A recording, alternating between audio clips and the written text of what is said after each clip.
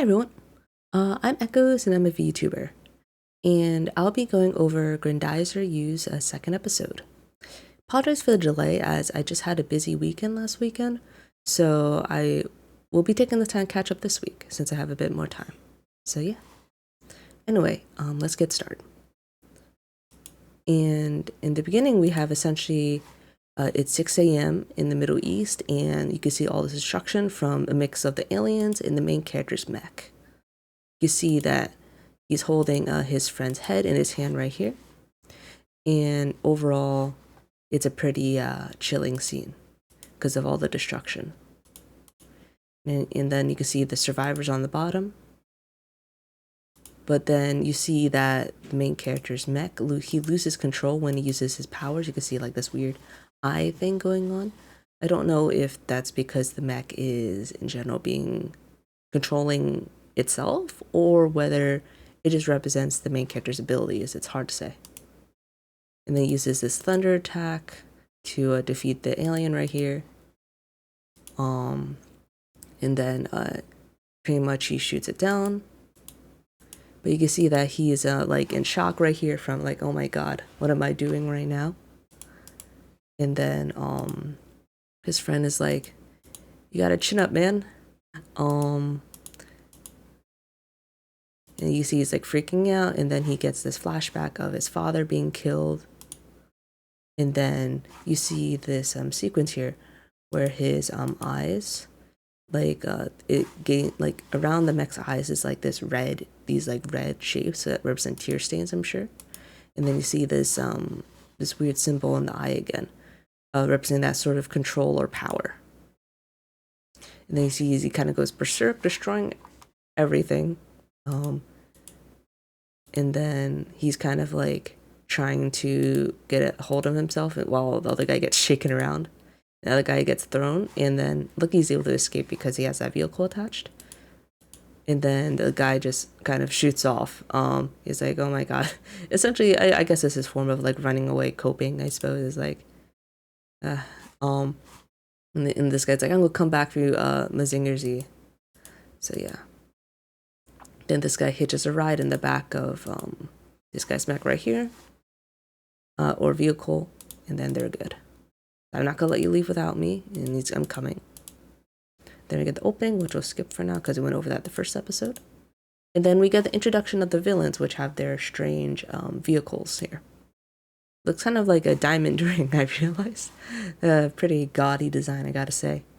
And then we have the a group of I believe the Knights, I believe.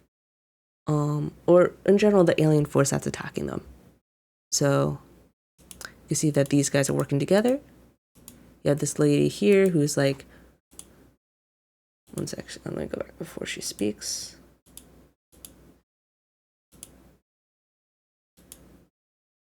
Oh, that opens.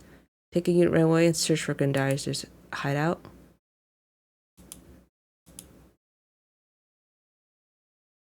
And then, oh yeah, they're the Vega Allied Forces. So essentially, they will destroy the Grendizer mech. And then this guy, I think, this white hair guy is pretty much, I think, the main villain of the series. He's the type to kind of enjoy seeing people hurt, which is very much a villainous trait for sure. And this guy is like, he's like, go try to kill me, essentially. And then he takes the gun away. He's like, you had your chance. And it's like, isn't that right? I'm gonna take away that chance from you. Really the guy to be pretty do sneaky things to get what he wants. And then you see that the main guy, he crash landed on this desert island. He kind of going through the whole mecha protagonist phase of, oh my god, I did something wrong, I need a cope. So that's him running, screaming through. And thankfully his friend Koji's here, so he's gonna help him. And cause the death of innocent people, which he did through his berserk state. Then Koji's like, oh, if you're not gonna use the mech, I'm Grendizer, I'm going to do control instead. And the main character's like, oh no, I gotta stop you. But and he's like, and the main character's like, oh, I'm going to use it. I'm going to destroy it. But then Cody's like, no, we gotta use it. It's the only weapon that can destroy the aliens. I will save the Earth. So he's like, I'm your new commander. But you can see that the system doesn't recognize him as it because it turns red.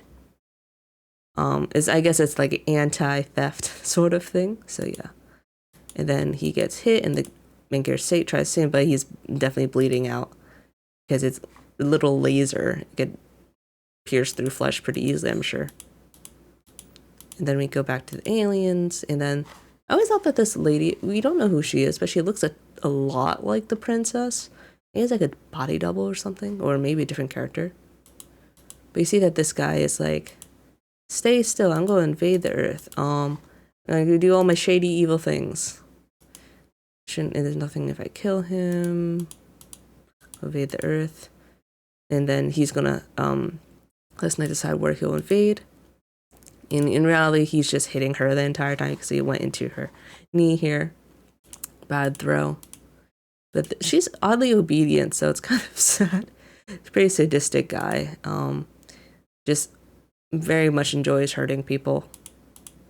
And now we're back to Japan, where this lady right here is trying to reach Koji. They're more advanced than us. We have to find a way to deter them. Haven't heard anything from them yet. And then we have the aliens are wrecking Earth, causing mass destruction. And then the main guy is doing a blood transfusion on his friend. He's like, oh gosh.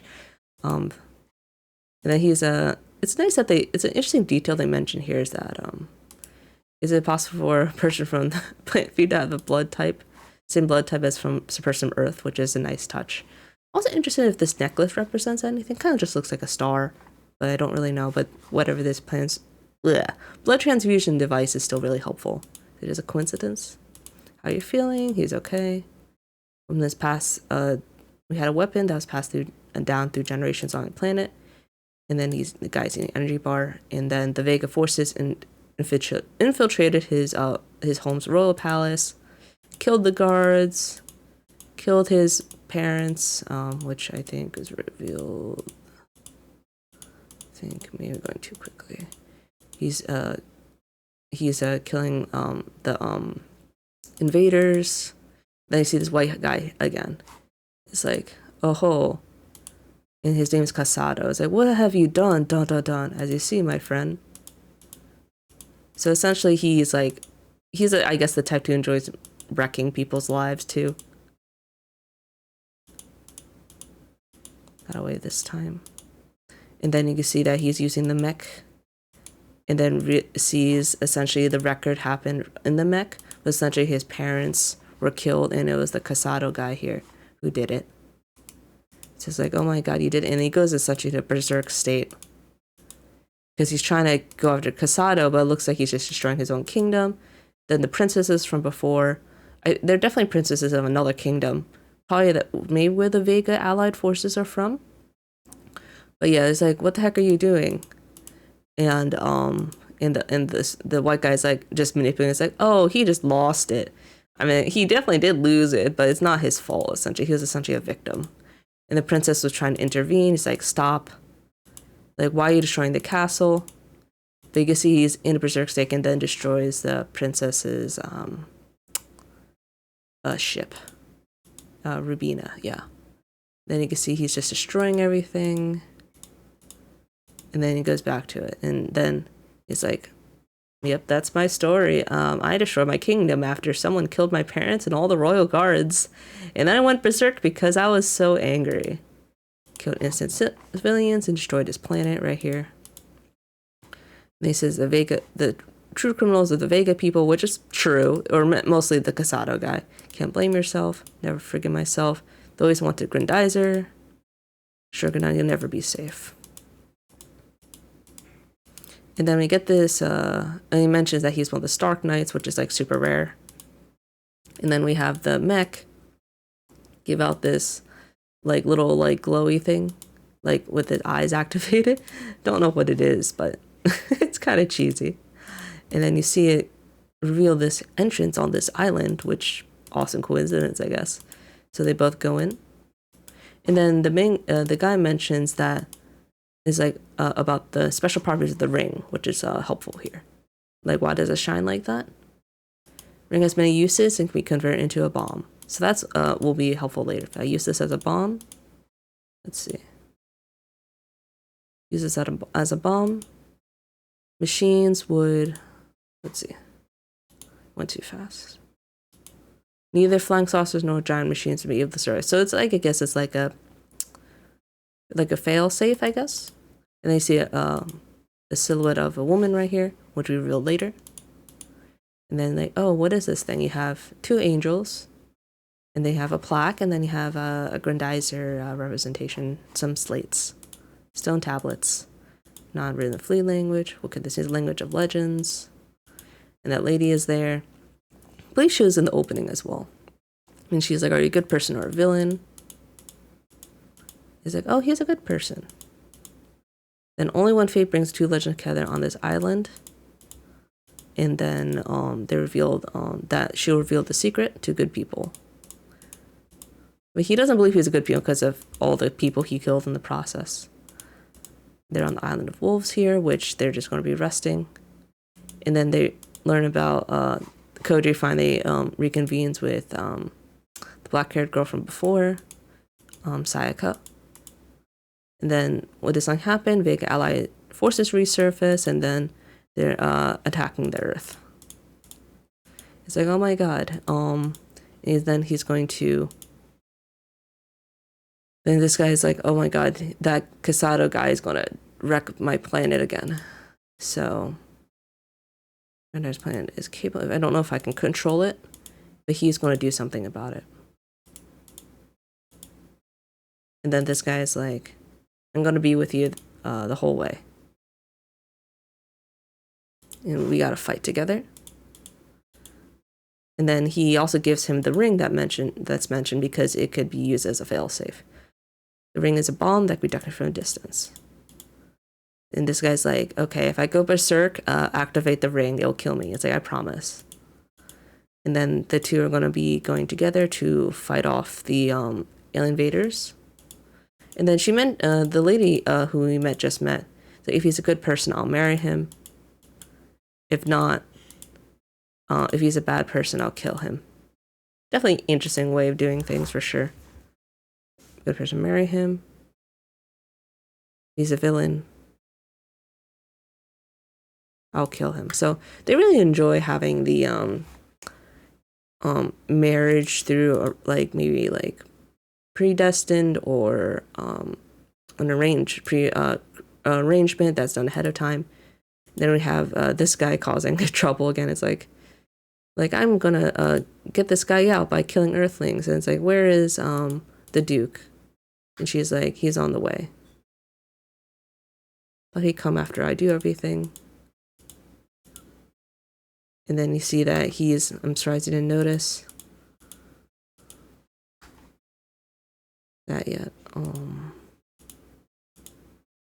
Let's see. Kasado is like, yep, I didn't notice that yet. Tell me, you can see that he's goading him. Tell me, come on. Sam won't let you get away. Tell me how you feel at the death of your parents and fiance. Won't let you get away, and then you have the ending scene. So, in general, this episode, we get quite a bit of development. We get, in the beginning, we have main character going berserk, killing people, process running away. Then we get introduced to the enemy faction, all the evil people, especially Kasado. And then we learn more about the island. We also learn about the backstory about how the main character is essentially a victim because Kasado led to the death of his parents and fiance, of his parents specifically, and the guards. And then when the main character is trying to chase Kasado, he ended up killing a lot of civilians in the process. So in a way, the main character is a victim, but also did murder a lot of people. And then the princesses are probably part of the Vega Allied Forces. Maybe they're part of the royal family there. And they're kind of being manipulated as well. So maybe they're not. I don't think they're truly evil. But I do think they're not completely good either because they don't understand the whole situation. Which is a bit sad, but yeah. Anyway. Looking forward to talking more about this. And wait one sec, sorry. And then after we learn about the backstory, and then we discover the ruin as well, which is hopefully we'll get more information in the next episode. And then at the very end, we have the Kasado guy wrecking Earth, and then Megakita comes back to stop him. I'm interested in if the princesses come back eventually, but I'm kind of hoping that they have a good showdown and maybe in a place where they don't kill less people. But with Kasado being involved, he's kind of too malicious to allow Duke or the main character to easily get away with anything. So that's something. But yeah, hopefully that goes over everything pretty well, and hope you enjoyed it. Looking forward to talking about the next episode soon too.